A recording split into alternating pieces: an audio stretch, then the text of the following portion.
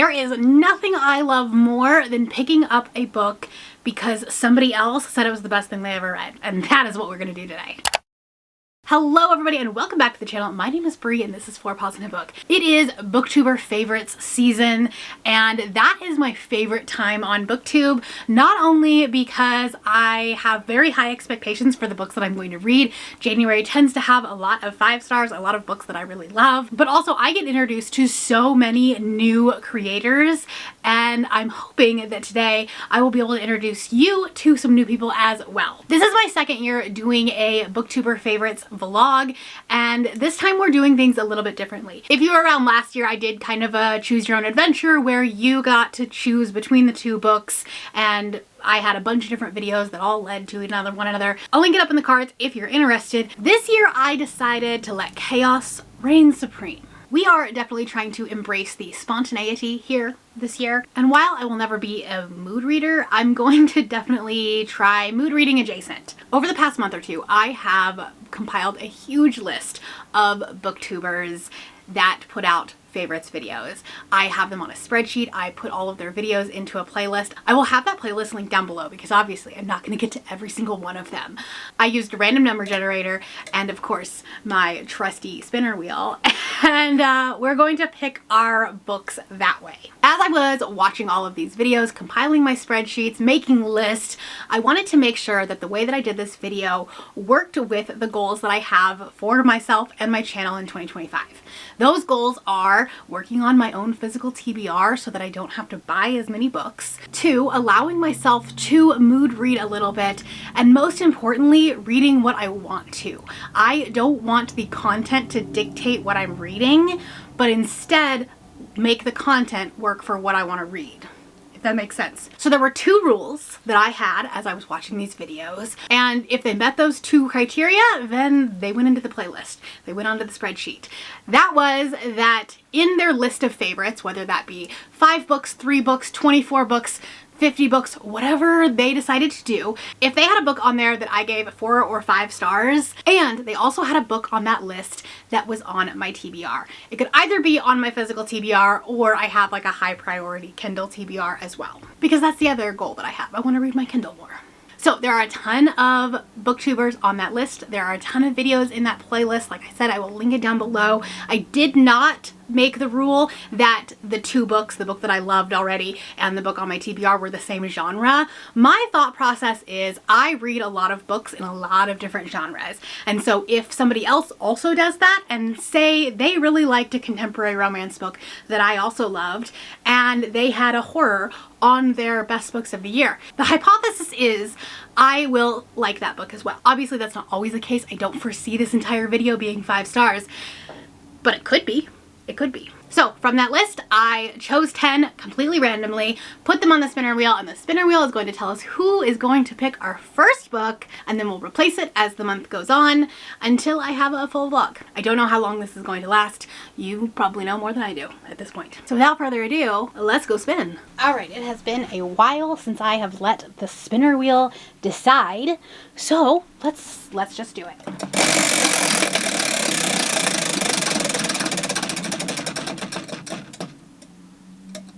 And he talks about his, like, they're all things that he's experienced in his life, but it's not just about that topic alone. Every little thing relates to something that, like, you could have gone through and, like, something that we all just experience as being a human on Earth. What can I say about Bloom? Bloom is a sapphic horror novel, okay? We've got this gal and we got this other gal. This one gal's working at the farmer's market selling her wares, and this other gal comes to the farmer's market and, you know, they feel a spark, a connection. There may be murder. There is violence. All right, so Jess Owens is first up. We actually had a couple of books that were similar on our top books, actually like on our top 10 books. The Anthropocene Reviewed by John Green was one of them, also Spark of the Everflame and the Kindred Curse saga, and this is also a perfect example of a completely different genre that we're going with for the book that I'm going to read from her favorites. If you have not checked out Jess Owens, you absolutely should. She definitely got popular with her book community series where she talks about drama and things like that are happening in the publishing and book world. It's very informative. She does so much research on that series, but also her vlogs are amazing, her reviews are amazing, and she usually reads like a lot of like epic high fantasy and also a lot of nonfiction. The book that I am choosing from her list is Bloom by Delilah S. Dawson. This is a cozy sapphic horror. It sounds like it starts out like a cute little romance, and then it absolutely does not. It says, when sweet romance turns deadly. Rosemary meets Ash at the farmer's market. Ash, precise, pretty, and practically perfect, sells bars of soap in delicate pastel colors, sprinkles speckled cupcakes stacked on scallop stands, beeswax candles, jelly jars of honey, and glossy green plants. Ro has never felt this way about another woman. With Ash, she wants to be her and have her in equal measure. But as her obsession with Ash consumes her, she may find she's not the one doing the devouring. I actually have not ever read the synopsis to this book. This sounds fascinating. Told in lush, delectable prose, this is a deliciously dark tale of passion taking an unsavory turn. Sounds fascinating. It's very short, so I don't know how much I will update you, but here we are. This is going to be the first book that we read for Booktuber favorites. It's been a couple of days since I talked to you, and it's not because I haven't been wanting to read this book. It isn't because it's taking so long to read this book, because honestly it's very short and I've listened to it very quickly when I actually had the chance to do it. However, I'm working on like 2 different vlogs at the same time, and I also needed to finish up my Patreon read from December. It's a whole thing. I'm at about 20% of Bloom and I'm obsessed. I knew I was gonna, I had very high expectations. I had very high hopes that I would love this book, but like, oh my gosh. Okay, here's the thing. You know going into this book that it's horror, right? But it does not feel horror at the point of the book where we are at. It's about 20%.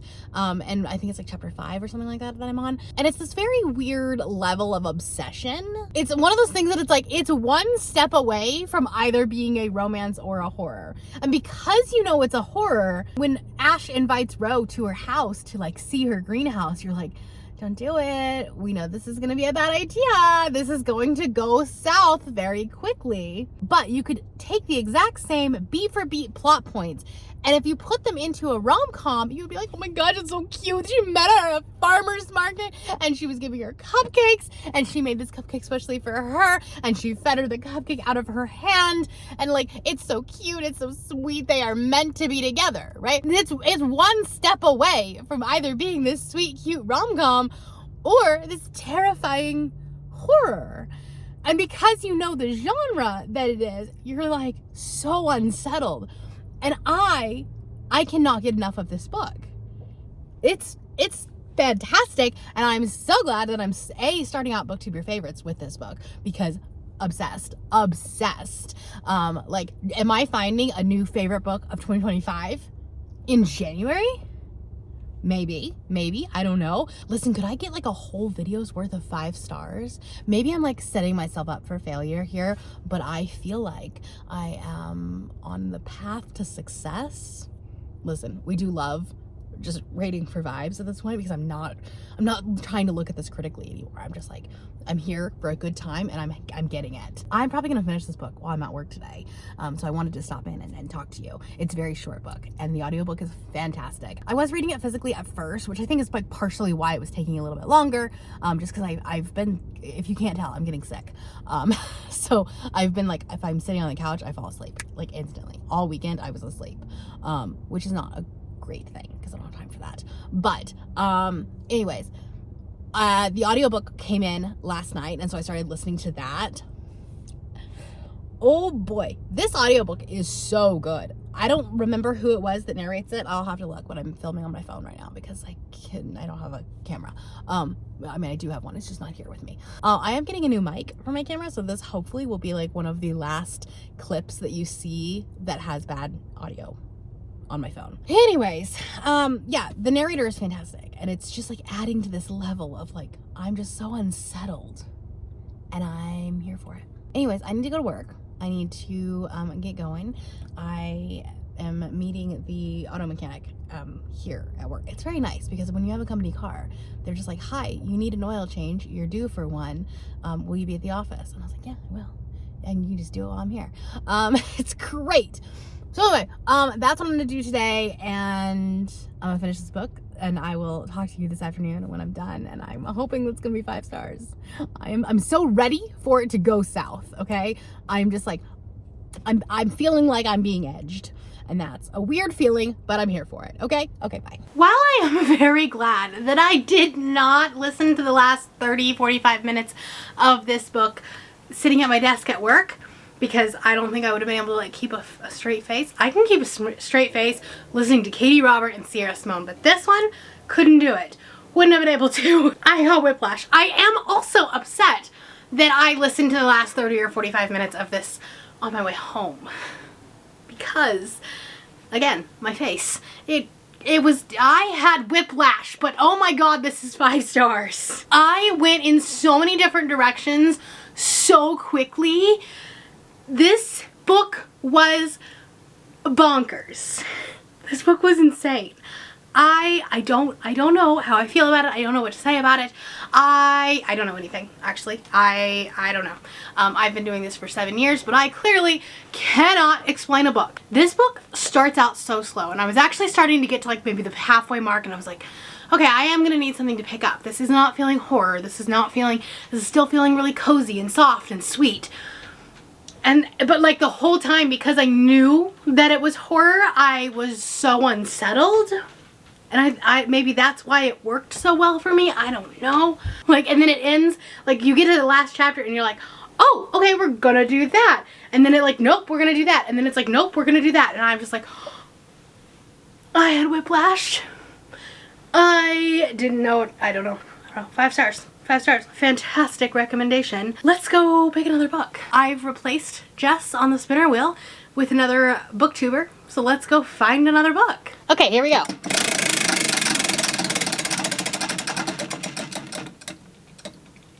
It is Iron Flame by Rebecca Yarros. The ending. Something happens towards the end of this book, and yeah, I do think I'm still hooked into this series. This is Slaying the Vampire Conqueror by Carissa Broadbent. Our main character is a nun, so she's kind of like an acolyte of one of these gods, and in order to do the god's bidding, she makes herself blind in order to see these threads, which is essentially a power that her goddess gives her. I haven't heard a lot about it on Booktube, online, on BookTok, but oh my god, it's actually so good, and I really would recommend this book. So we had a lot of fantasy romance in common, both in books that we loved and books that were on my TBR.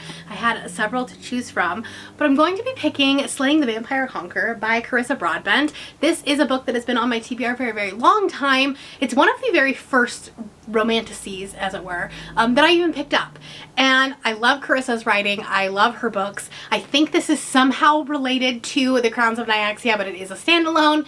And it's one of the last ones, I think, of the like series of standalones that I still need to read, from the like, what is it, Monster Hunter to Mortal Enemy to Monster Lover. I can't remember the series name, whatever it's called, which I have had a very mixed range of success. I really liked Shadow Prince, really didn't like Frost King, and what was the other one? Shifter Prince, that one was like right in the middle. Here's to hoping this one's fantastic, and I'm ready to read my first fantasy romance of the year.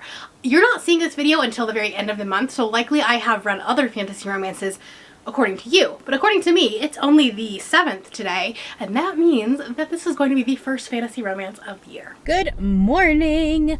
New year, new camera mic. I think this is gonna work. I got an external mic that's like for an actual camera, and I think this might actually do the trick.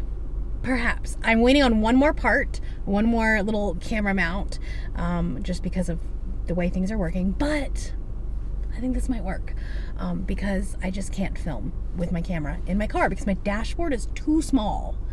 It's a very like narrow, and so with everything that's sitting on, even though my camera's not large, it is a DSLR, so it's too big. So this is what we're doing. I meant to update you guys, but I'm 250 pages into Slaying the Vampire Conqueror. I read like so much of this yesterday, and I am in love. I'm in love. This project is going so well, I should just read Booktuber favorites all year long. Do I think this is 5 stars? Maybe not. I don't think that this is like as good as some of her other stuff. However, you can just see how beautifully Carissa writes. Her prose is so good. And here's the thing, I'm not a purple prosy kind of person. That's not usually my type of like writing style. And I think this is such a good like balance between pretty descriptive writing but getting to the point in a time frame that makes sense. This is, I mean, like, she is explaining, she is describing the scenery, but it all makes sense within the world and it all makes sense within the story. And it's just beautiful. Like, she has beautiful writing. I'm also really obsessed with the idea of this religion and this gods, and it's almost like a cult. It's taking the idea of gods and like the religion and gods of the world fighting, and it's kind of turning it on its head, and it's kind of making it like this cult essentially. And yeah, I'm here for it. I'm having such a good time with it. Our main character has literally lost her eyesight for this cult. She's literally like she's given up her eyesight. She's sacrificed it. And there was this one quote that was so well done. It was so good.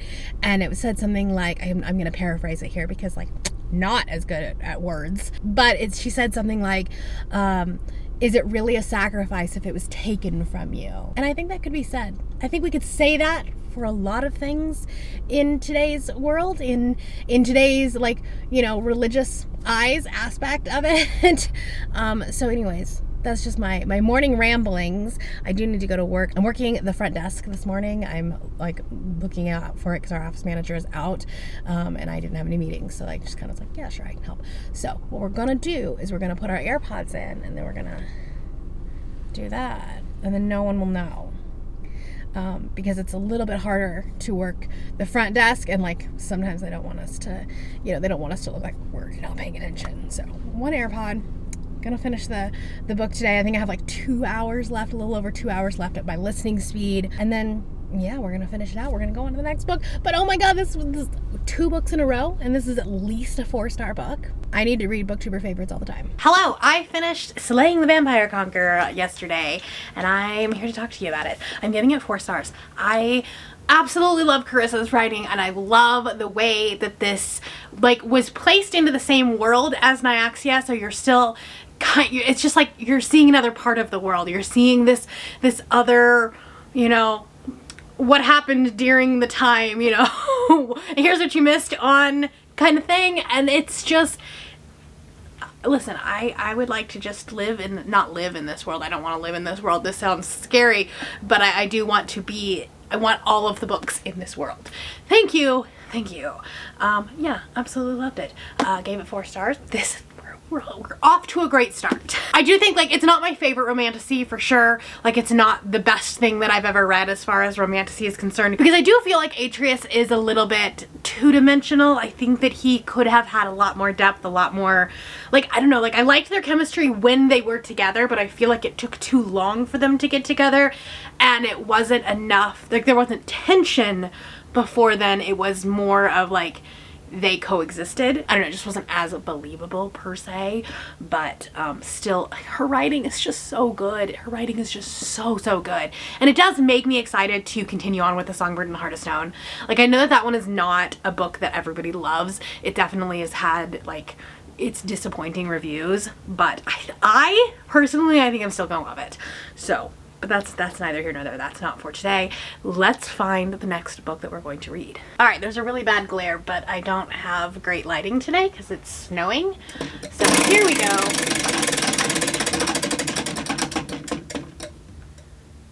The Star of the Sea by Erin Morgenstern. I absolutely loved this. The writing style, the plot, the characters, loved everything about it. A Court This Cruel and Lovely by Stasia Stark. This one we follow Priska, who lives in this world where essentially when you're born, if you do have magical powers, they will be taken from you and given to the king. I really loved the writing, I really loved the characters, I really loved the story. I think it was definitely unique enough for me to remain interested and intrigued. Okay, I'm actually like 100% on board with this. I am excited to stay in my romantasy era here. And we're going to continue on with A Court This Cruel and Lovely by Stasia Stark. This is a book that I feel like was on a lot of people's best of the years, or at least like the series as a whole, and it was definitely a series that people are like, wait, you haven't read this book yet?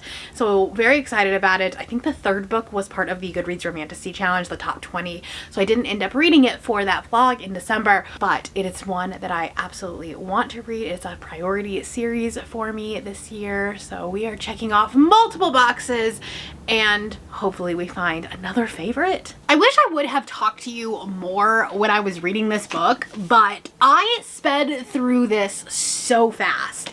I devoured it. This is less romantasy. Okay, let me just put this out there. This is less romantasy, more fantasy, but I think it's just like a first book problem. And it's not really even a problem. It's very much like Spark of the Everflame in the sense that the first book is very much a setup. So our main character, she finds out she has this power accidentally. Essentially, they're supposed to give up their powers to the king, and you're not supposed to have power. If you do, you're considered the corrupt, and she accidentally lets it go. When she was trying to protect her friend. And then she has to kind of go on the run. She meets up with these mercenaries, and she, like, that part I struggled a little bit because there's like, you know, some travel. But we were not doing it for very long, and after that I was like, okay, we're good. I absolutely loved the infiltrating of the castle and her trying to become this queen's maid and like the lady in waiting kind of thing, and this like trying to infiltrate the government. It was very much giving the vibes that I got from Girls of Paper and Fire, which is a fantasy, which would now be probably considered a romantasy. I read way back in the day, like the very beginning of my channel. This is giving kind of the same vibes of that. Now, I don't recommend the two for like the same audiences because this is very much a younger YA story. The whole idea of like this revolution and trying to overthrow the government from within while you are trying to like play the game that the capital or the government is trying to, you know, put on for you. Like those vibes are there. Those vibes are very similar. So if you read that book back in the day and you liked it, you probably like this one too. So I very much enjoyed it. I ended up giving it 4 stars. It's one that I think the series will get better as we go along, but there was a lot of setup in this book. And I think that there was just like, we could have had more of the romance. I don't know, I kind of went into it thinking this is a romantasy, and the romance portion of it is less in this book, but still solid, still a great time. And I had so much fun with it, honestly. I finished this up this morning at work, but I knew I was going to need another book. Did I even open the other book? No, I did not. So I don't know what it's about, but I spun the wheel again last night just because I knew I was gonna need another one.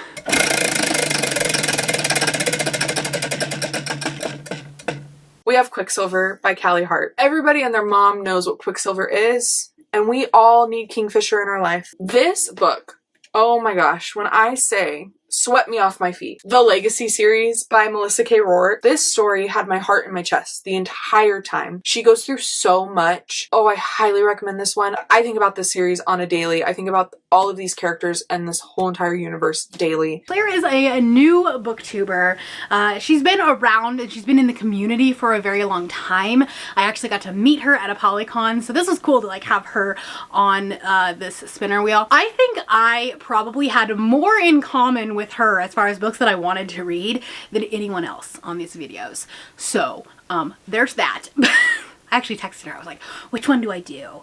And I think we're going to go ahead and go with Reign of Shadows and Endings by Melissa K. Rourke. And the reason why is because this author is going to be at Romantasy BookCon in February. So it's an author that I really want to read, but also Claire and I are going to Romantasy BookCon together. And so I just thought like it would tie in nicely. So actually, let me go grab my copy of it. So this is Reign of Shadows and Endings. This is part of the Advent box that I got for Christmas. And so it's the beautiful, stunning edition. There's dragons. We love that. And this is, I think, the prequel series to Lady of Darkness, which is her other series. I think this one comes after, like in publication it comes after, but I did text her and ask if I could read that one before, and Cassidy just read this book and is screaming its praises, and so I have FOMO. So I really wanted to read this. I was like really hoping that she would come up. Actually, there was a couple people that had this book as their favorites, let's be honest.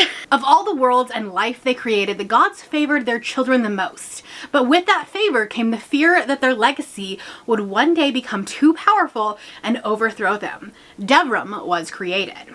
A realm hidden among the stars, the gods gave their legacy, the best of all the worlds, and then they left. A sworn agreement to never return and never interfere. Forced to live a life of servitude, the Fae are required to provide for the legacy in more ways than one. Every 5 years, the eligible Fae are gathered for the selection and assigned to serve one of the 6 kingdoms. To be chosen as the personal source for a kingdom heir is the greatest honor, and for the first time in a millennia, all 6 kingdoms have heirs choosing a source. Tessalin Asura was as forgotten as the realm, but when she finds herself the personal source to the heir of endings, she winds up in the darkest kingdom of them all. The secrets within the Arias kingdom are meant to be learned and kept, but this was never the life she wanted. Fighting not only the fate thrust upon her, but the temptation to lose herself to desire, Tessa will do anything to escape her new destiny, until she starts to realize maybe their world wasn't as forgotten as they thought, and maybe she's the reason why. This sounds so good. So fantastic.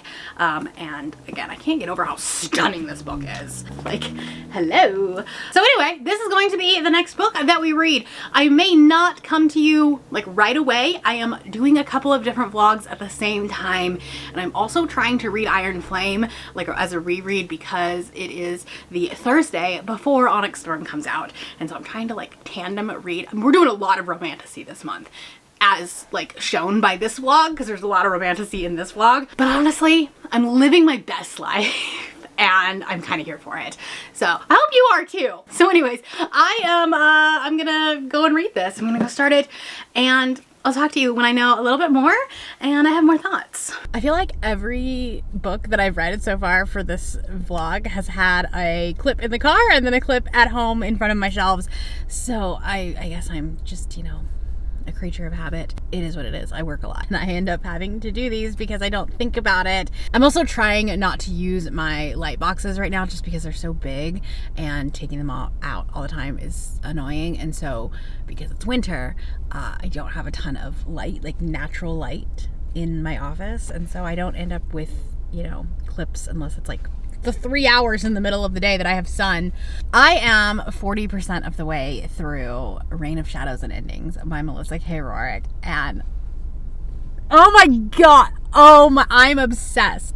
I am obsessed with this book, and I was really afraid to go into another book, specifically another romantasy book, because in the timeline of what is happening in January, I just finished Onyx Storm, and if you want to watch that vlog, I will put it up there, but it is spoilery, so like be careful. But that was a 5-star book. That was a book that I loved, I vibed with, and so I was so afraid to go into another book and like be in this book hangover and not enjoy a book, and this one's better.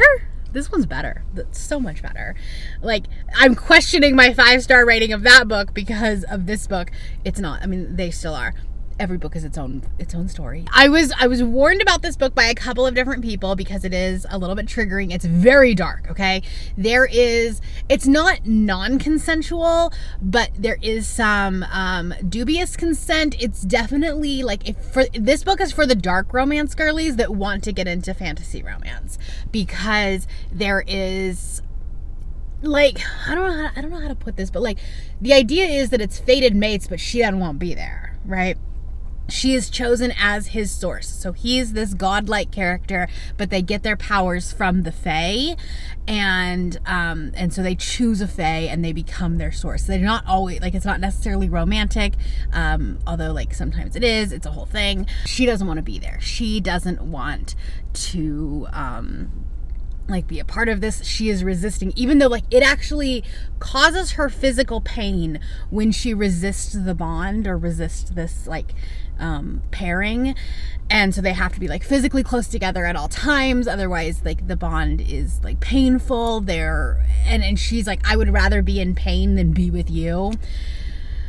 And he is just so soft but like also he's like trying not to be. It's so funny. He's trite. He starts out trying to be like soft and caring and protective of her, and he's like, I want you to have this life. I want you to be, you know, okay with this if you'll just like submit to the bond. And then he gets kind of upset. He gets kind of like frustrated with her, and he's like, fine, you want this like dom sub thing, that's what we're gonna do, okay? There's gonna be punishments. And so it's very much leaning into that dark romance, like that dom sub relationship that you see in some of the dark contemporary romances. And it's something that's very new and different, at least from what I've read in romantasy. It's not something that you normally see, but it's still so good. It's so good. Because the thing that I've said with romantasy is that I absolutely love strong female characters. It's something that I always kind of gravitate towards when the female main character is the one that can be the badass, that can be the chosen one, the one that can change things. And even though she's in this like submissive relationship, she still holds a lot of power. And we just found out something about her that I think is going to be useful information later on.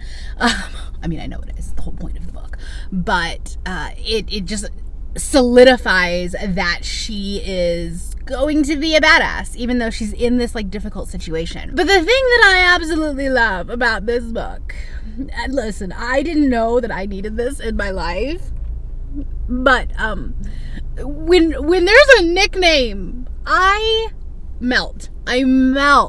Okay, when they call him they have a nickname is so cute.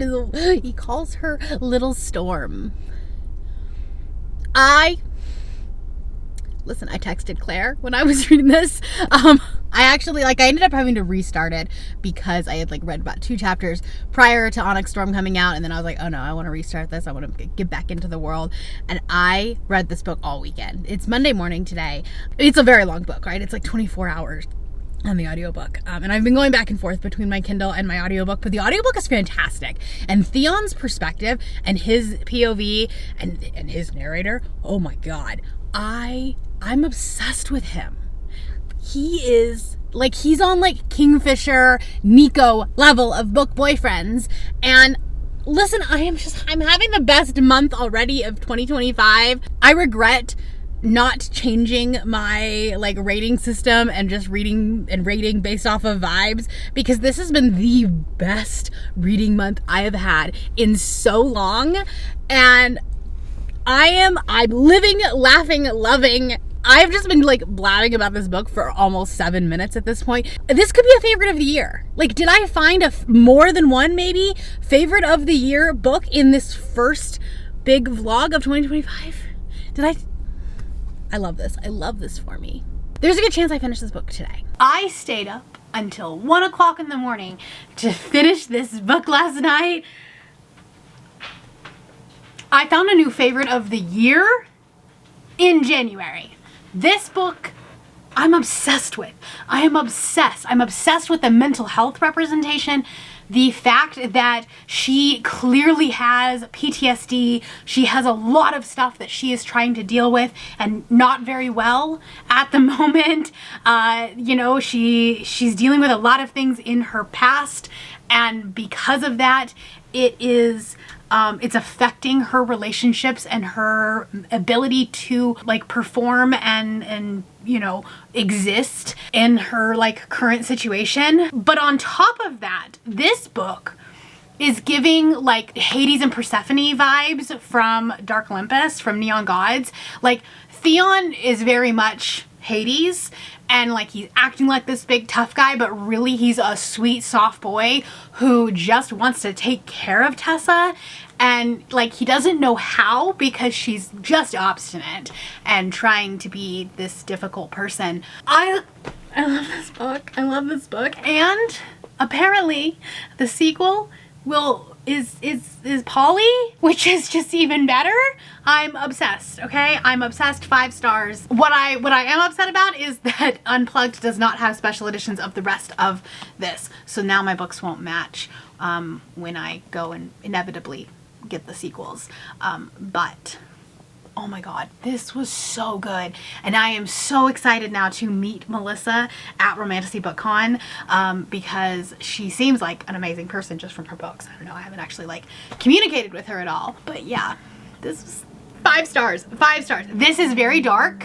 Go into it like knowing the triggers and things like that. If you have triggers, make sure that you check the trigger warnings. This is the fantasy romance for the dark romance girlies. It's not non-consensual, but it definitely like leans into that. There is like, he specifically is like, I could do it because I have that power. I have the ability, the authority to force her to have sex or whatever, but I'm not going to. I will never cross that line because that would make me like my father. And listen, we do love Theon. And yeah, and this is like this is the slowest of burns, okay? There's times where they do have a physical connection and it's like they're just doing it more as a stress release, stuff like that. The emotion is there. It's just, it hasn't like come to the forefront. Although there's this one scene where they're playing like what is essentially rugby. I can't remember what they actually called it, but it feels like rugby. I just visualized that as like this montage part of the movie where they're like being happy and joyful, and it's like in the midst of this darkness they have this moment, this sweet moment. I am obsessed with this series. 5 stars. 5 stars.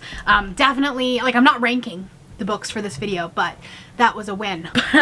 We need to pick one more book. I wanna round it out. I wanna have one more book, and so we're going to do that. However, I have read so much romantasy recently between this video, which has been predominantly romantasy, as well as binging Fourth Wing and Iron Flame in anticipation of Onyx Storm. I have a lot of romantasy, and I think, like, while I'm loving it, I would like to do something else. So what I did is I fixed my spinner wheel and I put new people on here that had books that were on my list that were not romantasy. So they're either romance or they're horror or they're thriller. There's some fantasy on here, but not romantasy, if that makes any sense. So we are going to pick one more book. We're going to see what it is, and yeah, like maybe try to get out of the romantasy bubble for just a minute. Like, I love romantasy, but I think I need a break because I don't want to burn myself out too early in the year, especially with Romantasy-a-thon happening in just a few weeks. So here we are. I've got new ones. This is gonna have a glare because I'm sitting in front of my window, but here we go.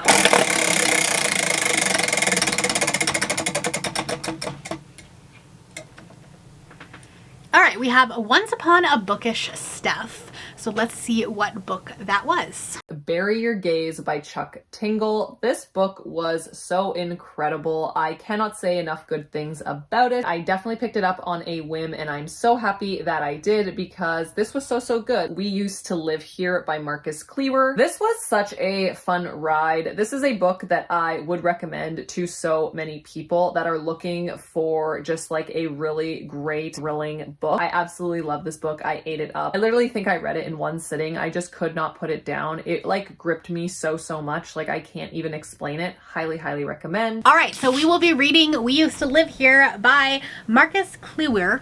I'll probably say that name wrong every single time, but this was on so many people's best books of the year, and I have a lot of people that really loved it. But recently there have been a few people in my friend group that have read it and DNF'd it or hated it.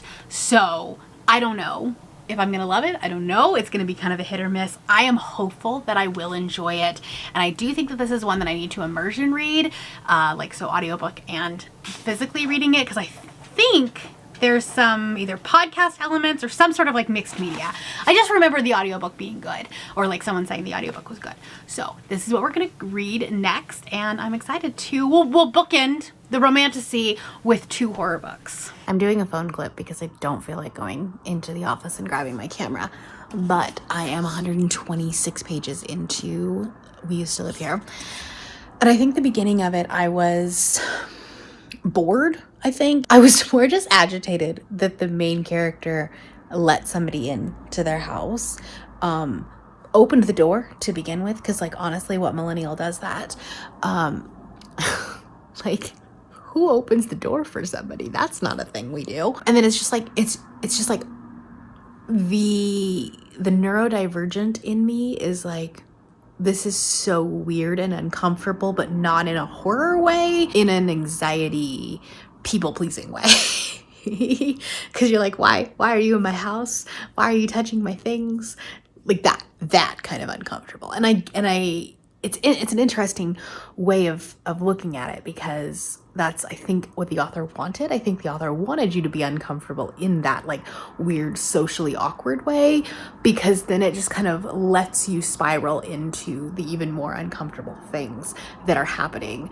And now it's starting to get weird. Now we're starting to look at like altered timelines and this like idea of the Mandela effect and things like that, of you don't actually remember what happened. The main character's like, she calls her girlfriend, and she got hung up on, but it felt like she was about to say like, I don't know you, I don't know who you are, do you not remember that we broke up, something like that. So I have some theories, so I'm enjoying it a little bit more. But yeah, the first like probably like 20-30% I was just like, it's fine. It is like, it's just, it is what it is. I wasn't like enamored with it, but now I'm getting it. Now I'm seeing it. But it's an interesting thing, because I was looking at some of the Goodreads reviews, and there are people that I trust and have very similar opinions to that have given this book 2 stars and also 5 stars. And so that's just so weird to me that like it's a very polarizing book, for sure. And I don't know where I'm gonna land on it. I'm gonna have to see like how the ending happens, I think, because there were some of the 5-star reviews that were like, I was hooked from the very beginning, I was, you know, on the edge of my seat, and I was not. So I don't know, like, I don't think this is gonna be a 5-star for me, which is a bummer, because like, we're not ending with a book I'm obsessed with. I'm having a fun time with it, and it's a very quick read. Like I said, I'm 128 pages. Yeah, 128 pages, 40% of the way into the book, and I started it this afternoon. So it's a very quick read, and yes, the audiobook is fantastic. There are these little like snippets of Reddit pages, because this was actually like originally started out as the No Sleep Reddit page, and so there are these little Reddit threads of people like replying to things, and it's just like adding to the mystery, adding to the nonsense, I guess, of the whole story, and it's putting you a little bit off kilter, a little bit on edge. So it's just adding to the mystery. Hello, I look like a hot mess, but I've been cleaning a lot today. But I got an Amazon package, and I'm gonna unbox it because it is relevant for this book, or for this vlog. And that is that I bought the second and the third book in the series. Are they gonna match my first one? No, they're not. But that's fine. I don't care. These things are chunky. Holy cow. But look how pretty these covers are. Also, for some reason, I'm losing my voice, and I don't know why. But look how pretty they are. But yeah, they're chunky. 627 pages, 28 pages. So that's exciting. But yeah, I have those. I might end up going back and getting the first one just so I have a full set, and then I can take them to Romantasy Book Con and get them signed, because my unplugged one will already have, I'm pretty sure it already has a signature on it. That's all I had. I don't have a reading update for you. I have finished We Used to Live Here. I am giving it 3.5 stars. This was an interesting book. I think that if you like Blake Crouch, you will like this, because it definitely feels kind of like Recursion or Dark Matter, but with less science fiction, right? It's still this unreliable storyline because you have no idea what's going on. There's these like altered realities, and like you think it's one way, like our main character thinks that something is one way, but it's everyone else is telling her that it's not. And so it feels kind of like that. It's a little bit more close, whereas like Recursion and Blake and Dark Matter have like a wider view. We're looking at, especially with Recursion, you're looking at more of a scientific look at it. But I do think that if you liked one, you'll like the other, if that makes any sense. I don't know that this was done as well as Blake Crouch, but like it's hard to do, okay? And this is a debut. I still had a good time with it. I also really liked the queer representation. Our main character is in a sapphic relationship, and it's brought up a couple of times about the like society's perception of them and things like that. Like they're in this like really seedy motel, and she's like, we definitely got price gouged because the clerk didn't like that we were gay. I had a good time with it. The end was so fast though. Like so fast, and it kind of felt a little bit like a fever dream, like edibles were taken. They weren't, but they felt like they were. Because I honestly, like, I don't know sometimes how we got from point A to point B. And I don't know that the character knew either. That's the interesting part. That's it. That's Booktuber favorites. Obviously, this is not an exhaustive list. I will link that playlist down below that has like 65, 70 videos. Like I kind of stopped putting them on at one point. There's a lot on there. There's a lot of videos and a lot of people that are involved. And I had a good time with this. It was an interesting, unique way of doing things. I know a lot of people do it like, what is the most popular romance that was, you know, in 2024?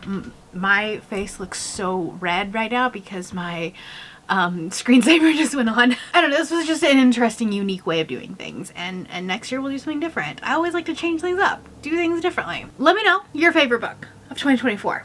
Let me know which your favorite book was. And if you're not feeling chatty, do the little house emoji. If you want to see what my best book of the year was, if you haven't watched that video, I'm going to link that video right here for you. That is all I have for you today. If you are new here and you have not yet subscribed, there's a little button that you can do so down below the video. If you'd like to hang out with me more, the links to my Instagram, Goodreads, Twitter, and my Patreon are linked in the description below. Thank you for watching, and I will see you next time. Bye!